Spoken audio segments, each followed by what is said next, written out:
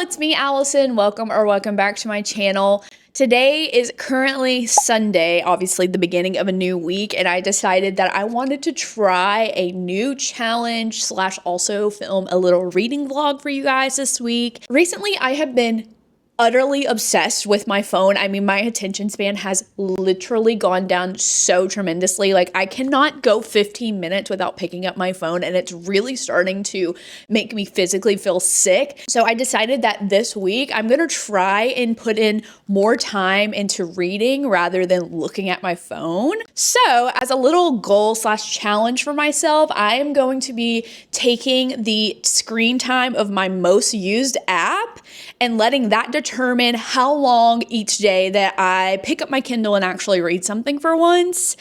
And I've already calculated all of the times for every single day this week, and I'm scared. Yesterday particularly was appalling how many hours I spent on Instagram. As of last week, I had an average of 6 hours and 19 minutes scrolling on my phone. I have no business spending that much time scrolling through Instagram, going through TikTok, Snapchat, Facebook. Like, I genuinely have no reason to be using that much time on my phone, and yet here I am. So today on Sunday, I just came back from church. Obviously, I'm in my Sunday best, and I only have to read 27 minutes today in order to meet my quota of screen time. These times are also kind of based off my travel week from last week, so they might be a little inaccurate compared to an average week where I'm absolutely doing nothing, but so far, only today I have to read 27 minutes, and I don't think that's a bad screen time. So let's dive in. Okay, so I decided to come out on my balcony, not only because my cat Mimi cannot live without her balcony time, but I also find myself being able to focus more when I'm not inside my house. But I'm gonna do my 30 minutes out here. So I'm gonna start reading Not Part of the Plan by Lucy Score. This is my book club's book of the month. So I was like, might as well go ahead and get a head start on it. So this book is book 4 in this series, A Blue Moon. I'll be honest, I'm not the biggest Lucy Score fan. I will say I've read her Things We Never Got Over book, and I tried to read the second one and honestly just could not get into it. And I didn't really love Things We Got Over, but maybe this one will be different. The description kind of makes it seem very Wattpad-ish. We're doing very much girl moves to a new small town and starts to have issues with the resident bad boy who drives a motorcycle, but he's also a photographer, so he's the bad boy artsy type. The description did not grab me in the least, but I am a loyal book club reader. I always read every month's book, and so I am going to put my all, and hopefully it'll surprise me.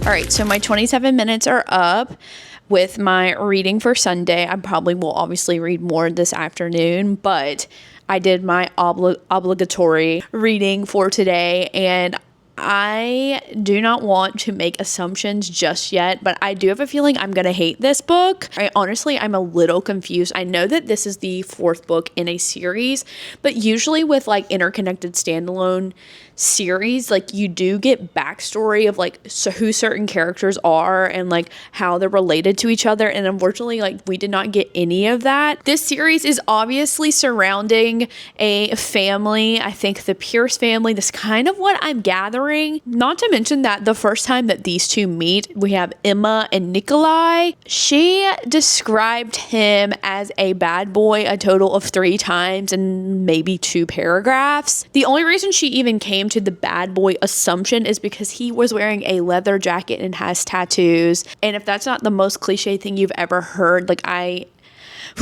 And it's kind of like a hard read now. It's almost like too cringy for words, I'll be honest. But I'm going to keep trekking and we're going to keep pushing on. And hopefully it won't be as bad as I think it's going to be. It is now Monday morning. I'm getting ready to go to work. But I did want to give you guys an update. I did read a little bit more of Not Part of the Plan last night. I have to read this quote because I don't think I have ever cringed so hard in my entire life. So this Nikolai character decided that he wanted to ask out Emma, even though they like have not had a nice or pleasant interaction from the moment they've met. And she says, "Hands off, big bad wolf. I'm no one's Red Riding Hood."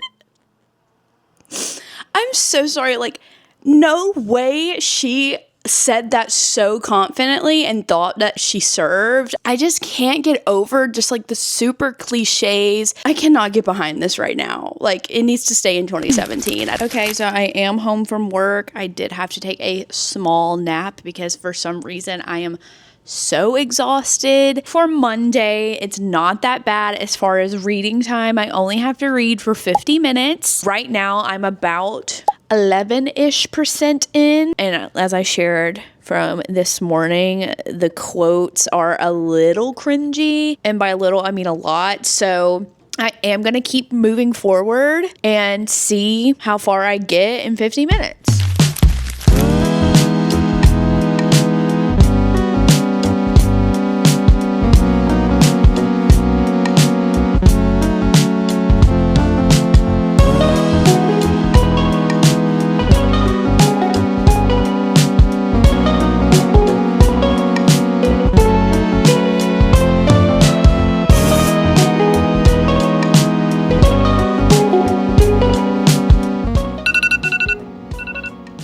Okay, so I think I'm getting a little bit more of an idea about what this book is actually about.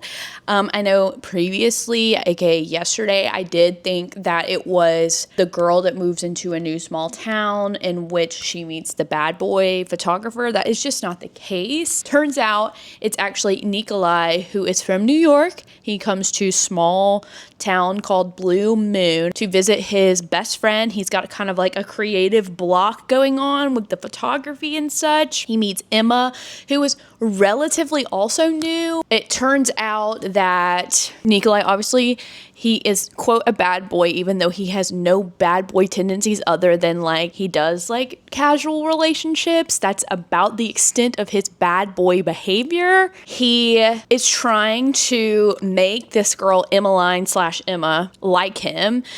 He asked her out a couple of times. She's like, no. And they decide that they're just gonna try and be friends. Sweet, I guess. So then every so often they'll meet up kind of like late at night to do things. Everything is moving really fast, I'll have to say. I ended on 31% and we have already made out, which in the grand scheme of things isn't horrible. But when I'm thinking about like the interactions that these two have, I'm just like, they have no business doing that at this point. He's talking about, I just really like her, and I don't understand why he, quote, really likes her. There's really nothing special about the story so far. Maybe it'll get better, but I have to say my initial thoughts right now are insta-love, cliche, and cringe.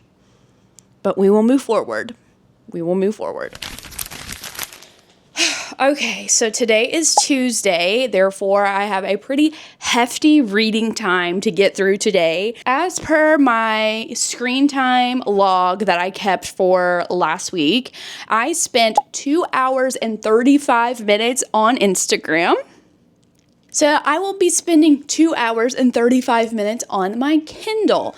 Now, just to recap, I am about 31% in right now, and I'm not enjoying myself. So hopefully I can get a big chunk done out of this book so that I can move on to a different one maybe midway of this video so that I can actually have something positive to talk about.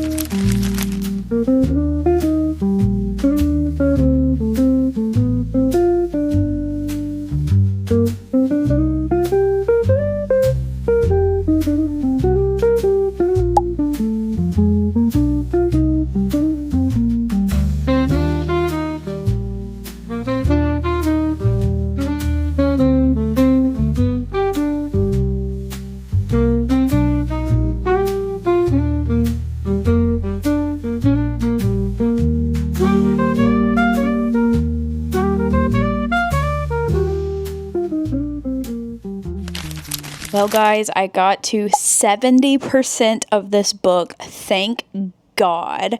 I'm almost done. And as far as an update from where we last picked up, there is still nothing happening. This romance is completely bleak.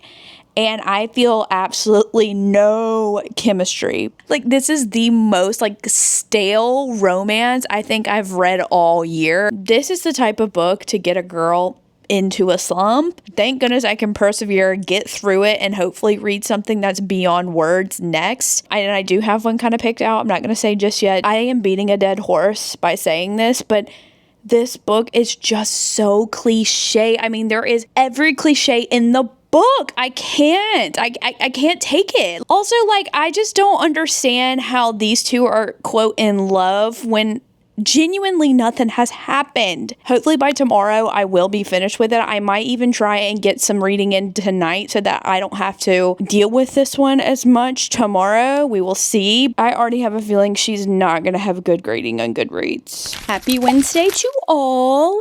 I know I said that I was gonna potentially read a little bit more last night so that I can have this book done by today. Unfortunately, I had so many things to do after I finished my reading time and was unable to continue, which is totally okay. I might have needed a break, I'll be honest. So today on Wednesday, I have a pretty hefty load once again. I have to read an hour and 53 minutes. That's obviously not as bad as yesterday, but it's pretty dang close. It's pretty dang close. I am pretty confident that I can probably get this book done in maybe an hour. I only have about 30% left, so hopefully that can get done and then I can finally read something riveting and something that I actually want to read.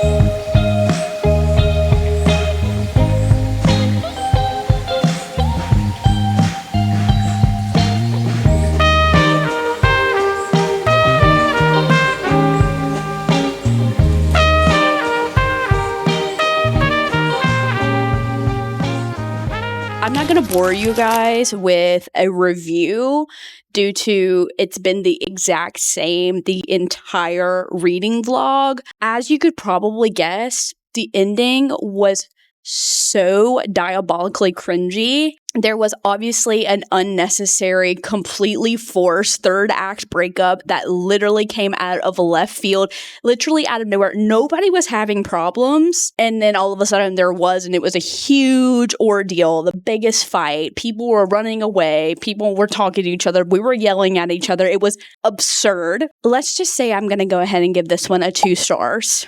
But now that I have a little time left in my reading quota for today, I'm going to start a new book, and this one I'm actually really excited about. So thanks to NetGalley. For those of you who don't know what NetGalley is, it is a website where you can sign up to get advanced reader copies, aka ARCs, of new releases. And I got approved for Wild Reverence by Rebecca Ross. For those of you who don't know who Rebecca Ross is, she is the author that wrote the Divine Rivals duology that I was completely in love with, and especially because Rebecca Ross is a phenomenal writer. And I think I'm going to start that today now that I have been through hell and back. Now I can go and enjoy myself. Just a little info about what this book is about. So obviously we're doing fantasy. It seems as if we're following Matilda, who is a goddess who has messenger magic. She is pretty young, and gods often kill each other in order to steal magic from other gods and goddesses. So it seems like Matilda is kind of like fighting for her survival at this point. To complicate matters, it says there is a boy, a mortal boy, Vincent, who dreams about her even though they've never met. It says there may be a chance for Matilda to rewrite the blood-soaked ways of the gods, but at immense sacrifice. She still has to face something she fears even more than losing magic, to be vulnerable and finally allow herself to be loved. Okay, but I am going to go ahead and move indoors. It's getting a little toasty out here, and Mimi's getting antsy if you can't hear her. So we're going to go inside and dive into the last little bit of this reading time.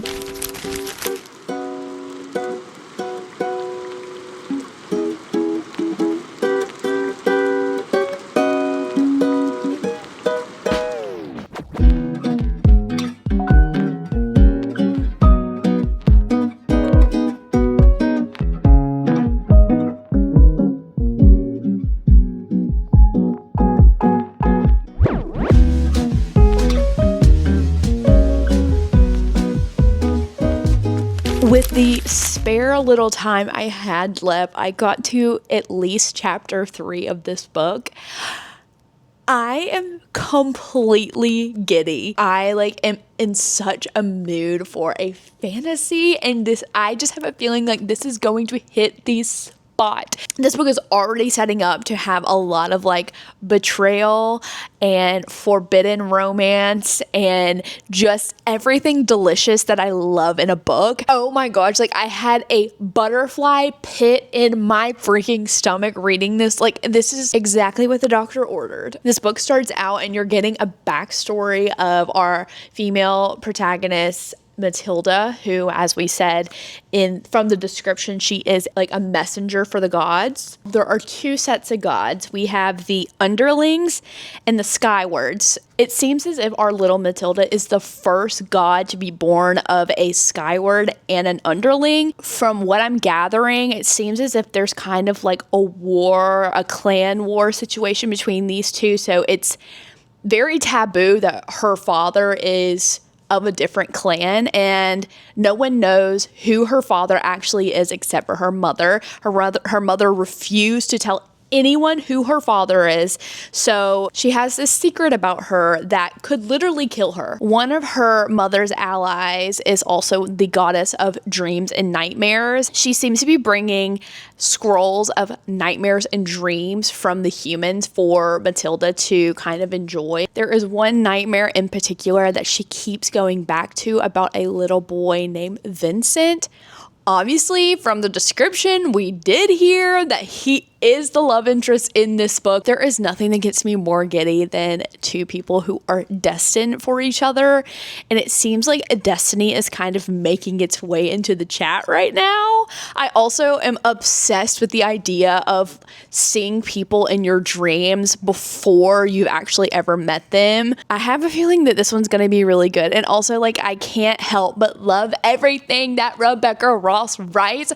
Her writing is so enchanting and magical, and I am completely enthralled, and I'm only on chapter 3. Hi, happy Thursday. We are almost done with this week, and I could not be happier to have this week over. I have been utterly exhausted this entire week, but I will say setting aside some time to actually just wind down and read has been very helpful and has made me feel a lot better as far as the nausea and the sickness of looking at my phone goes. Today is a pretty light reading day. I only have to read 58 minutes today to correspond with my screen time on Instagram. I think it's ironic that I had to spend more hours reading a book I genuinely do not care about, and now that I'm on a book that I'm actually excited about, the times keep going down, which is sweet. I only got to 5% last night with my spare reading time that I had left after I finished Not Part of the Plan. So now I'm going to go ahead and dive into that and hopefully get a little bit further.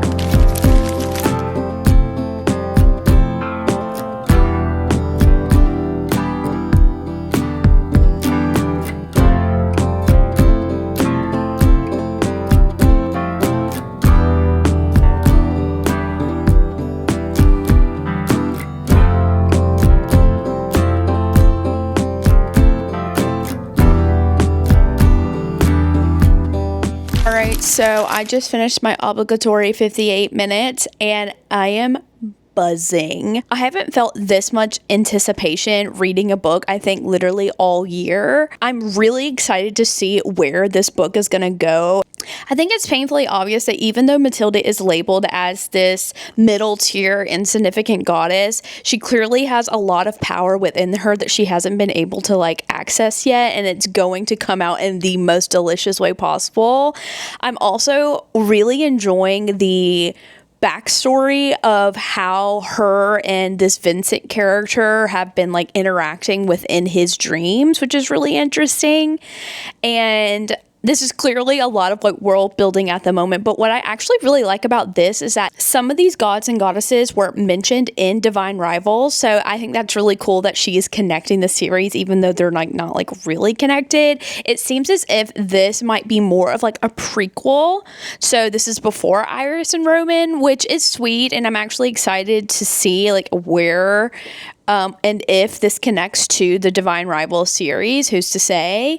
But I am buzzing. My blood is like literally rushing through my veins right now. I can't wait to like get to the meat of this and really see how much power Matilda actually has.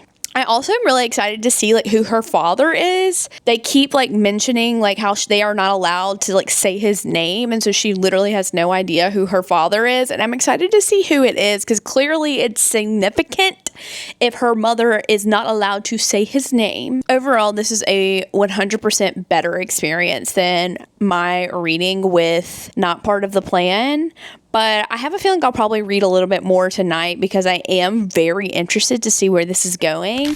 Guys, please do not hate me.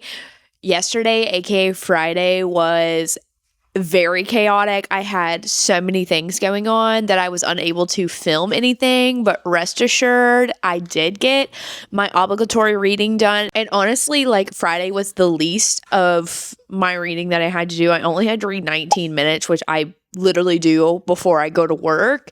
So you are just going to have to trust that I did do the 19 minutes, and I'll do you one better. I think I've did about 2 hours. I've obviously done a little bit more reading than the designated times that I need to be doing it, because I am so addicted to this book thus far. Just a little bit more on like what I'm feeling of Wild Reverence thus far.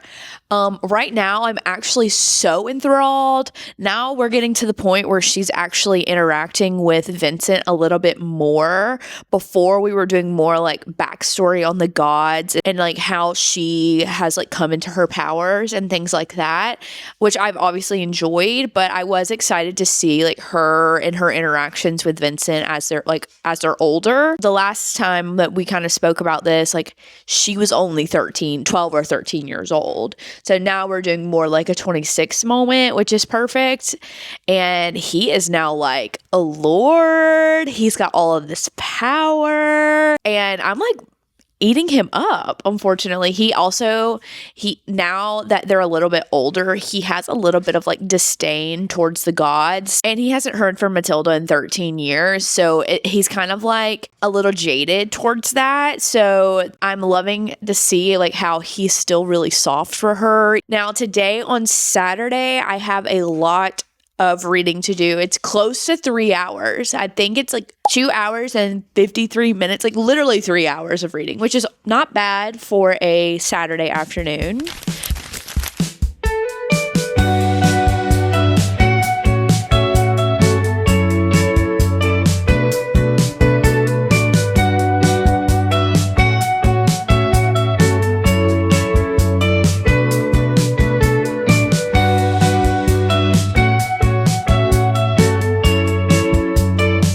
I just read a quote that was also word for word what Roman Kit said when he married Iris in Divine Rivals. I'm just saying, if those two make a cameo in this book, like I am going to lose my mind.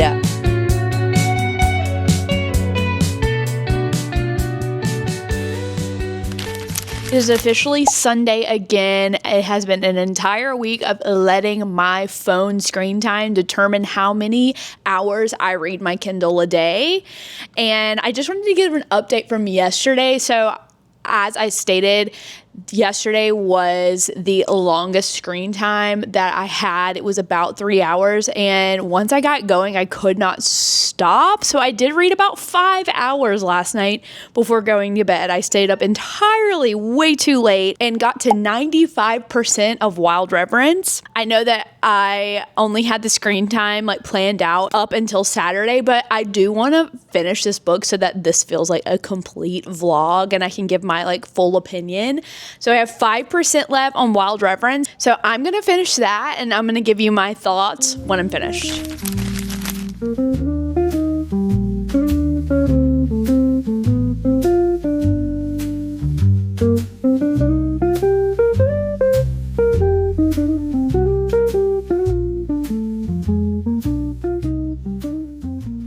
Okay, I finished. I'm feeling a little teary-eyed, like I'm not gonna lie. The epilogue does prove that this was like basically the prequel to the Divine Rivals series. You see where the magic typewriters come from. You see like where the lore comes from. My heart is literally bursting out of the seams. Like I feel so rejuvenated after reading that. There is just nothing that Rebecca Ross cannot do.